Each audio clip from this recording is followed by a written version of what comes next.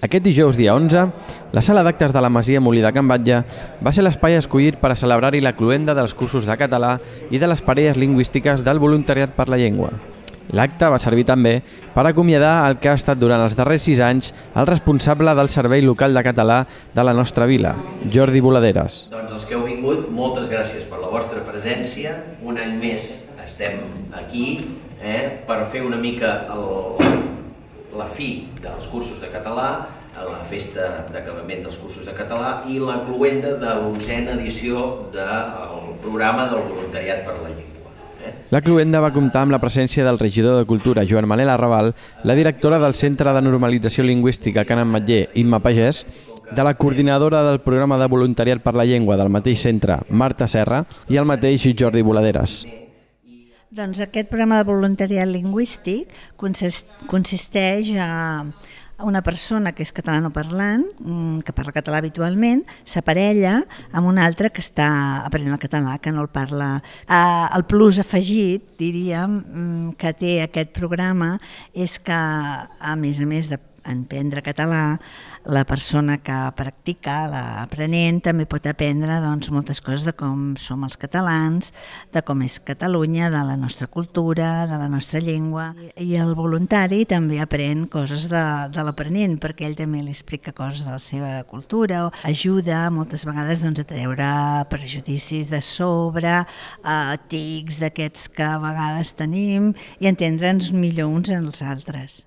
Durant els parlaments es va fer esment al descens de les matriculacions dels cursos i es va destacar la importància de les parelles lingüístiques per a l'aprenentatge de la nostra llengua.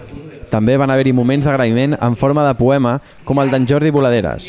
I és que després d'una etapa de 6 anys al capdavant, són moltes les persones que t'han acompanyat. Disposat a fer la feina que calgui i a acompanyar-vos fins que alguna illa o un nou horitzó, també desconeguts per a ell, temptin el seu esperit aventurer i el cridin a desembarcar.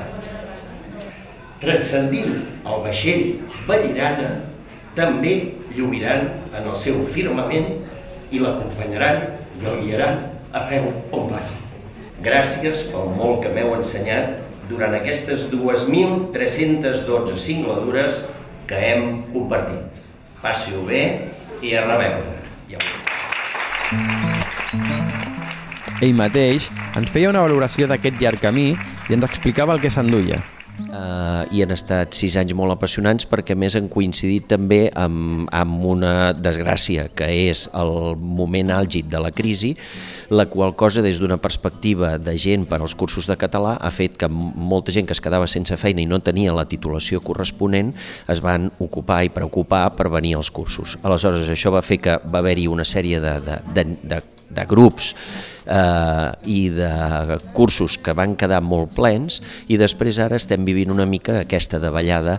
També influeix el fet que en aquests moments no hi ha una nova immigració que arribi massiva com en altres èpoques i també un altre factor important a tenir en compte i cada vegada més és que les persones quan surten de l'ESO ja surten amb el nivell C. La gent que fa batxillerat també el té. Han estat 4 anys, 6 anys, molt plens de coses, d'activitats i penso que, vaja, jo em faig una valoració molt positiva. El Jordi s'emporta una sensació també una mica un pèl romàntica relacionada amb un Vallirana que ell va conèixer quan era petit perquè venia a recollir els companys amb un autocar que ens portava al col·legi a l'escola Molins de Rei. A banda d'això, també veure un Vallirana que jo penso que té moltes possibilitats des de tots els punts de vista, des del punt de vista turístic, des del punt de vista cultural i espero que també des del punt de vista econòmic pugui desenvolupar-se. Si a sobre la variant és una realitat d'aquí a pocs anys, etc., penso que Vallirana promet i continuarà, sempre ha promès i ha fet i continuarà més. En acabar els parlaments es van entregar els diplomes a les 21 parelles lingüístiques que han participat en la 11a edició del Voluntariat per la Llengua.